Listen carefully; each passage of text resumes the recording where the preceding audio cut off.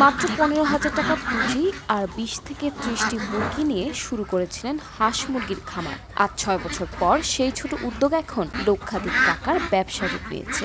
বলছি লক্ষ্মীপুর সদর উপজেলার মজুপুর গ্রামের পলোয়ান মসজিদ এলাকার যুবক মুজাহিদ মিলনের কথা। বর্তমানে তার খামারে প্রায় ৩০ থেকে ৩৫ লাখ টাকার সম্পদ রয়েছে।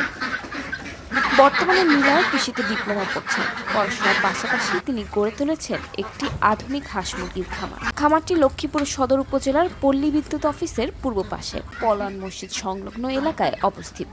খামারে রয়েছে ৪টি বড় শেড, সেখানে এখন আছে ৩০০টি ডিম পাড়া হাঁস ও ২০০টি মুরগি। নিলয় জানান, প্রতিদিন তার খামারে ২০০ থেকে ২৫০টি ডিম উৎপাদন হয়। ডিম থেকে বাচ্চা ফোটানোর ব্যবস্থা রয়েছে খামারে। এসব বাচ্চা স্থানীয় বাজারে বিক্রি করছেন তিনি। হাঁসের জাত হিসেবে খামার রয়েছে পেকিন, খাকি ক্যাম্বেল ও ব্ল্যাক হোল। আর মুরগির জাত হলো ফার্মি, টাইগার ও সোনালি। তিনি বলেন, প্রথমে খুব অল্প পুঁজিতে শুরু করেছিলাম।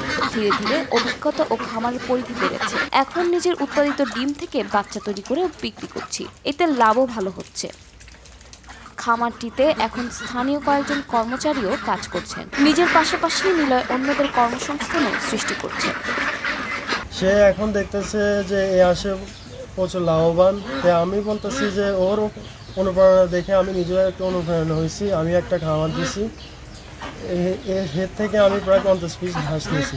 নেওয়ার পর থেকে আমি এই হাঁসগুলা পালে বড় করছি। বড় করার পর পরবর্তীতে আমিও লাভবান হয়েছি। তা আমি বলতে চাই যে ওর বয়সী আমিও সেম বেকারত্বের পিছনে চাকরির পিছনে না দৌড়ে খামারি হওয়াটা বড়ই উত্তম, যে একটা কর্মসংস্থানের ব্যবস্থা হবে। নিলয়ের স্বপ্ন ভবিষ্যতে আরো বড় পরিসরে খামার পরিচালনা করা। তিনি বলেন, সরকারি সহায়তা পেলে আরো বড় পরিসরে খামারটি পরিচালনা করতে পারব। তরুণরা চাইলেই কৃষিকেই পেশা হিসেবে নিয়ে সফলতা অর্জন করতে পারে।